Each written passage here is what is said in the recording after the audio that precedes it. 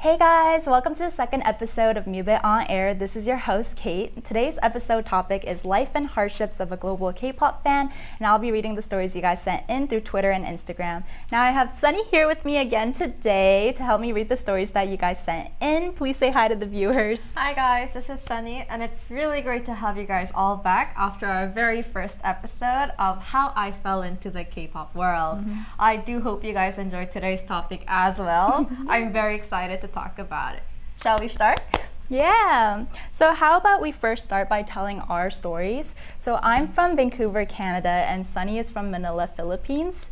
So I'm curious, like, how did you get into the K-pop world, and was there any hardships that you experienced in the Philippines? That's actually a very good question. The Philippines has a very huge and really dedicated fan base that literally everybody knows K-pop so well. Oh, that's so nice. That's great. And most of my friends, they're really interested in K-pop. They really love the Korean culture.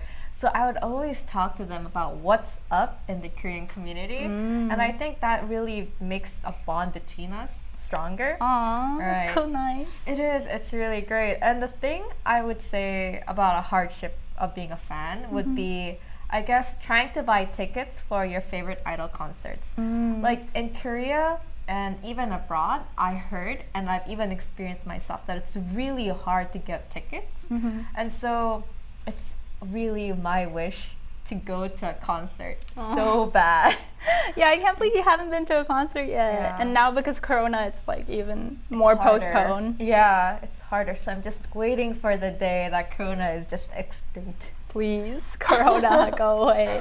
Yeah, but really, buying a ticket is a fight against time, fight against other fans, and definitely a fight against yourself, which I think is the hardest war that you'll ever be in. You also need the monetary aspect, definitely, and like the dedication. You need the time. Yeah, especially because I was young, I didn't have a lot of money.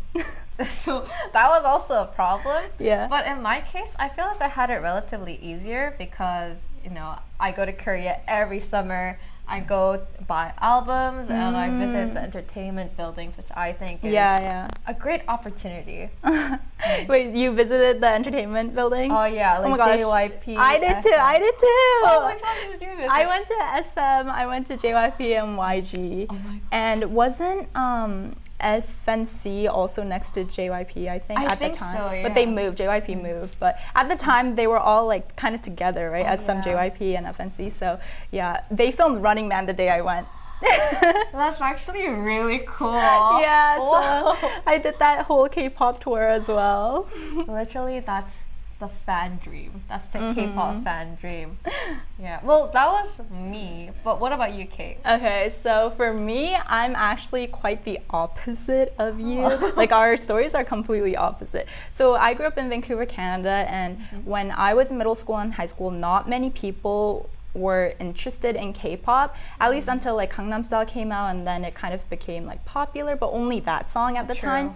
So I guess for me, the biggest hardship was to find other people that were just as obsessed with K-pop as me, because the community I grew up in West Vancouver, like there weren't that many Koreans and there weren't, you know, that many people that I could talk to about K-pop. So I was really frustrated about that. And I specifically remember when Infinite first came to Vancouver and had their concert, they had it at a smaller sized venue because they were not sure if many people would come. And it was actually really successful. So Infinite was marked the first like successful K-pop group to have a concert in Vancouver. Wow. Yeah, and so since then, and like since they succeeded, all the other K-pop groups started to come.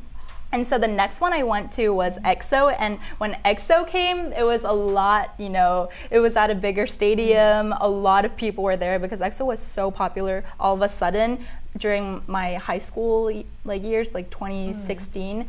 And so yeah, they became so popular and we went to the concert, and I guess I joined a Facebook community, EXO Facebook community, and there somebody was looking for a translation for Kai. It would be like, oh, Jongin, I'll love you and be there for you always. And they wanted a translation in Korean. So because I can speak Korean, I translated that for her.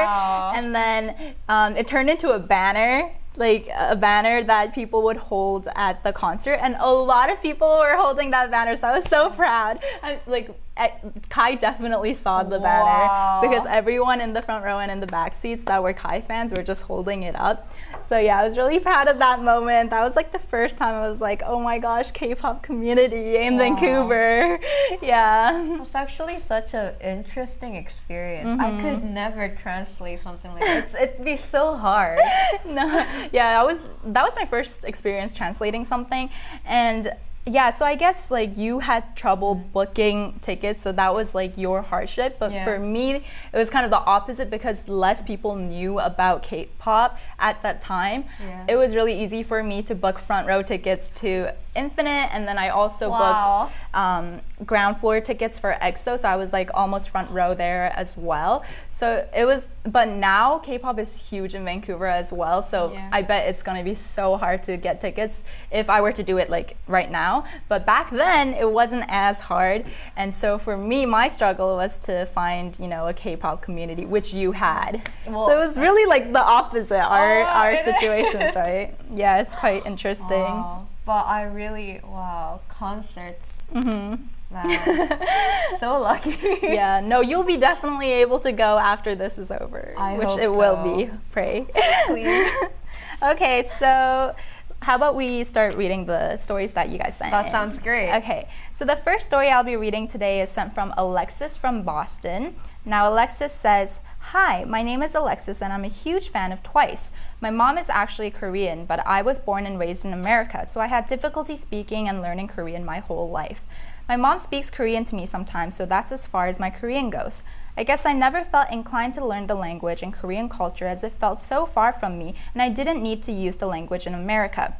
I always struggled to find a place where I belong, as physically I look Korean, but I was American at heart and by nationality.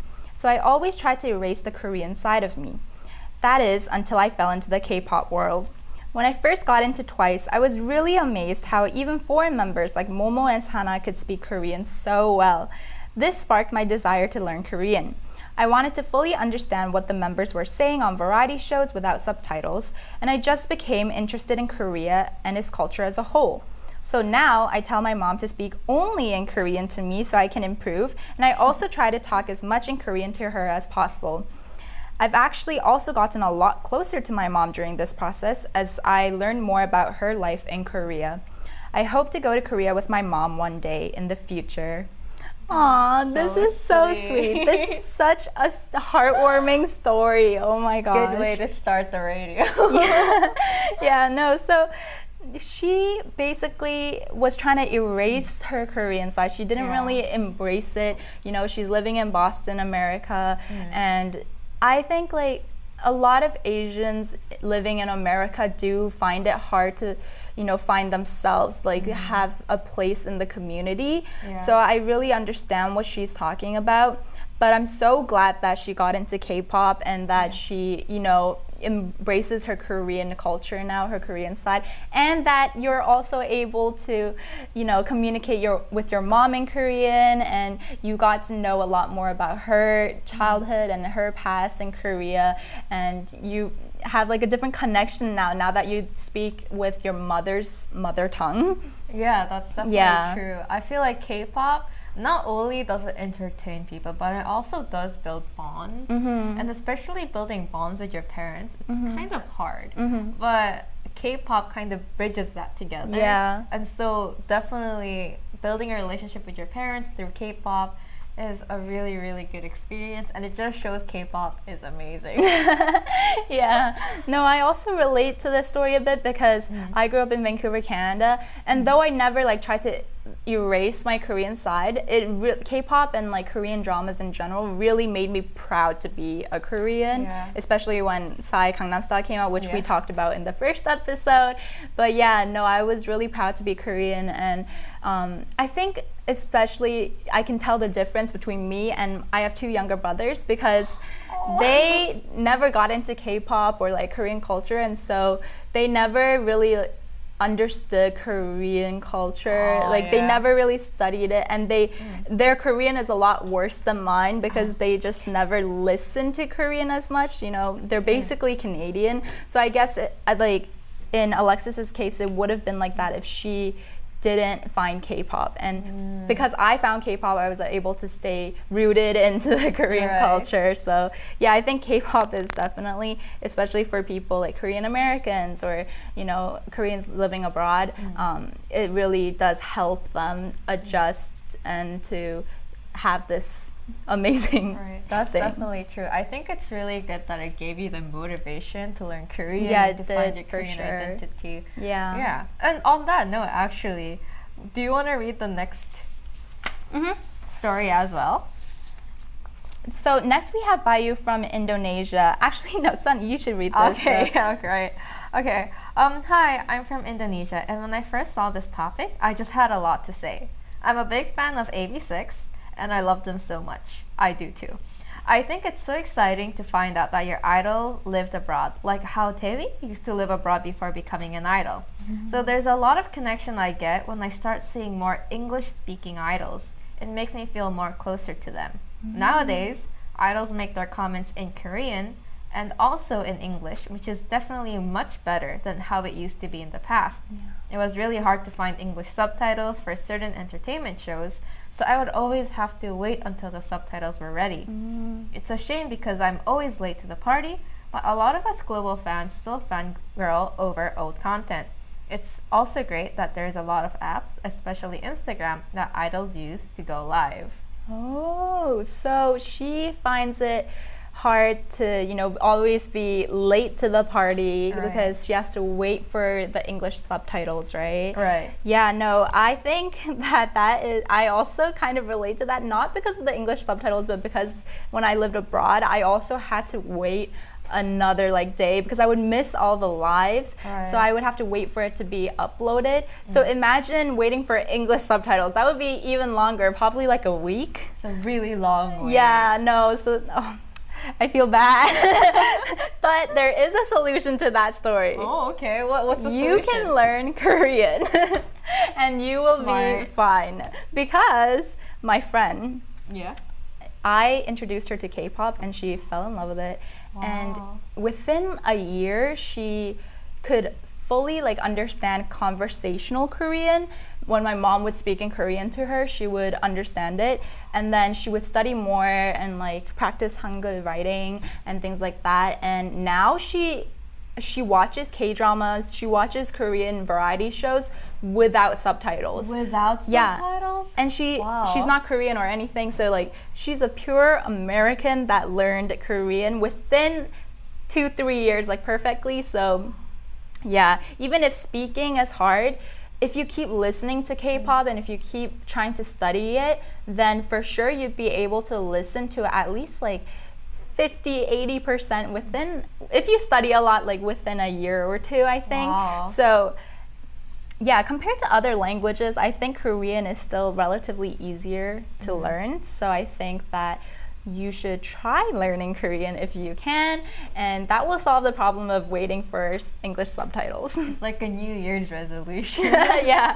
next year. Or actually, no, New Year started, so starting this month. That sounds great. Starting this month, it's your goal. Yeah. Okay, so now we have Jasmine from Brazil. So she says, "Hello, Mubeat. I'm from Brazil, and for me, the biggest struggle of being a global K-pop fan is the time difference. I'm a TXT fan, and every time my idols go live on any platform or music shows, I always miss them. I wish I could watch music shows live here or even go to a recording of one. It's always been my dream. That's why I'm so glad Mubeat gives me the opportunity to at least vote for my idols through Show Music Core. I also wish I could be in Korea to go to all the famous restaurants that idols recommend and do a K-pop tour. I get so jealous of Koreans who can go to the BTS pop-up store and buy merchandise and K-pop albums directly from the company store. So I guess to be so in love with K-pop and Korean culture and not being able to experience it and go there right now because of Corona is my biggest hardship." Aww. Relatable. Yeah, no, I hope you guys all can come to Korea and experience it once COVID is over. This is actually really relatable even for me as a Korean, because when I was living in Canada and I would watch all these variety shows of idols going to like famous restaurants and like eating good food, I'd be so jealous. I'd be like, oh, I wish I was in Korea. So I can only imagine what Jasmine feels having never been here to like really want to visit the place. Right, definitely. And especially now, a lot of idols do vlogs. And so you really want to go to where they went before. Yeah, no, and all these like BTS pop-up stores that happen, you can watch through vlogs, but it's of course not the same as you going. But yeah, a lot of Koreans film vlogs, so you should try watching that as a solution. But yeah, hopefully after COVID is over, you can experience everything for yourself. Definitely. I hope it becomes successful. You guys come to Korea and you guys do everything that you guys want to do. Yeah. Okay, thank you, Jasmine, for your story. Now we have Jay from France. Sunny, would you please read his story? All right. It's really hard being a global K-pop fan, but I don't regret being one. Definitely, K-pop is more acknowledged than before, and many of my friends know who BTS, Blackpink, or EXO is. Before, they wouldn't know any idols I liked, so we would never talk about K-pop as often. So I would look for idol communities where we would always share our love for our biases. I feel like we have this really strong connection with each other, which I think is great. But now, many people know what I'm talking about when I say if they have watched BTS's recent new movie. I just feel so connected. Not just to K-pop, but to other people all around the world, because we like the same thing, the same group, and the same biases. I guess the hard part about being a global fan is trying to keep up with the music programs like Show Music Core or Music Bank. It's not necessarily the time difference, but I feel like it's a lot harder to access such programs abroad. And speaking of that, the voting. I know there's a global vote in music programs, but I just don't think it's being valued as much as Korean voters. It's hard to text my vote, especially because there are so many processes I have to go through, like downloading an app or going to the website, whereas Korean fans can just vote through text. Although I do like how I can partake in the pre-voting and the live voting. Okay. No, I think so. A lot of people have been talking about music core and like music banks in general. I mean, music live shows that K-pop idols go through, and I think that's really relatable even for me, because when I was in Canada, I also tried to vote on one of these music shows, but it was so complicated. I didn't know how to do it, and I was young at the time, and I think I went to the website and it required a Korean phone number, so it was really hard for me to like participate, and I was just like sad that I couldn't participate in, you know, helping my idol win. That's true. Yeah, so that was really upsetting, but now there is a solution to this. You can use the Mubeat voting app, because I mean, the Mubeat app, you can vote for Show Music course. So every week we open the global voting, so you can definitely do that. And I think it's a lot easier nowadays to vote. In the past, it was just honestly only Koreans, but nowadays, you know, you can use the Mubeat app, and it's a lot easier. So I guess for the voting aspect, you can do that. Be sure to use Mubeat. Promotion. Yeah. Okay, so this is the last story that we have for today. She's Amy from Peru. Right. So I shall read it. Right. Okay. Hi, Kate and Sunny. I enjoyed the very first episode of Mubeat On-Air. It was interesting to see how many of us entered K-pop in similar ways. Speaking of which, I always have a trendy playlist ready for any occasion. She watched our first episode. Yay, thank you. I guess many of us can relate to this topic. Being a global fan definitely requires a lot of patience, passion, and energy. From waiting to buy concert tickets or newly released albums, merches, staying up to catch up on our favorite idol on social media and YouTube. It is definitely not an easy road, but it is for sure a road I don't mind walking. I'm sure you've all gotten a lot of stories for this topic, but I just want to share my 2 cents of living life as a global fan. I think one of the biggest hardship about being a global fan is not being able to see your idols face to face. I mean, we support them and we wish for their happiness, but a part of me just wants to see them and talk to them. That leads me to the second hardship, language.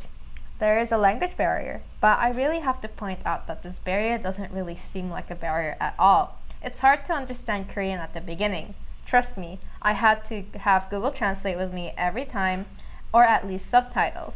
Maybe it's because I love K-pop so much that I just learned bits and pieces from Korean from entertainment programs, but I think I've gotten a hang of it. 사랑해요, 울지 마요, fighting. It's a bonus that I ended up learning a language as well, even if I'm not so good at writing it. I'm just so ready to tell BTS that I 사랑해요 when I see them. Aww, that is so cute. That's really cute. All the words that she says, 울지 마요, fighting. I especially like the 사랑해요 part. I think that's the first word that a lot of K-pop fans learn. Yeah, for sure.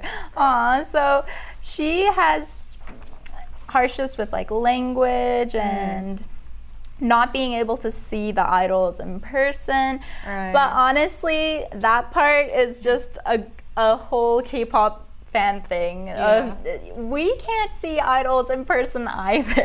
know, You know what I mean? Regardless of if you're in Korea or if you're around the world, being able to see idols face to face is so hard. I mean, before there were at least there were fan meetings, and you know, there was the high five meetings and things like that, but nowadays, because of Corona, those are all canceled, concerts are canceled, so it's so difficult for everyone to see their idol now. It definitely is.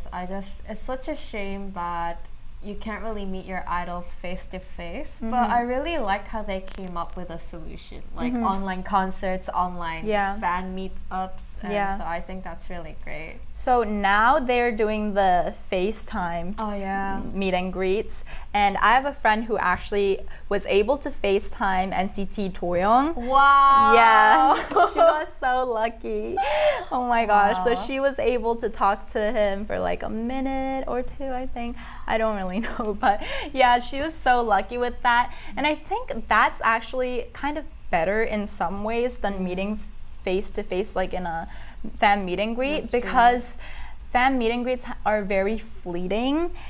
Everyone is lined up, and it's just like, I'm sure it's very, you know, like it's just very quick. You say hi, and then you give your gift or whatever, and then you leave. But fan FaceTime is kind of more intimate. It's like just you two. There's no other sound, just you and your idol. So it might feel a little bit more intimate and nice. Definitely. Like, you can say what you want to say without having to, I guess, notice other people. Yeah. And I think it's really great that you get your individual time. Yeah, for sure. So I think that, you know, meeting idols in person, that's like a hardship that we all have to all have to deal with. All have to deal with it. Especially because of COVID. So we'll just have to push through this together. You gotta endure a little bit longer. Definitely. Okay, so those were all the stories we had for today. Let's take some time to read some comments. All right, shall we take a look at some comments? TXT. So we heard saying TXT with hearts, BTS, Blackpink fighting, I love EXO, BTS Boy with Love, I love Twice. Oh my gosh, so everyone is just saying the idols that they like. That's great. There's no NCT though. What? There isn't? No. Her favorite is NCT. You guys have to watch the first episode to see her rave about NCT. all about NCT. Okay. Well, we have a lot of BTS fans. Yeah. Thank you all so much for this, for the comments and for the stories. Hope you guys enjoyed this live, the second episode of Mubeat On-Air. And I hope you guys were able to relate to some of the stories that were sent in today. And we're going to do the Mubeat On-Air every week around 4 p.m. So on Thursdays. So we hope to see you next week as well. Thank you so much for watching. See you next time. See you next time. Bye.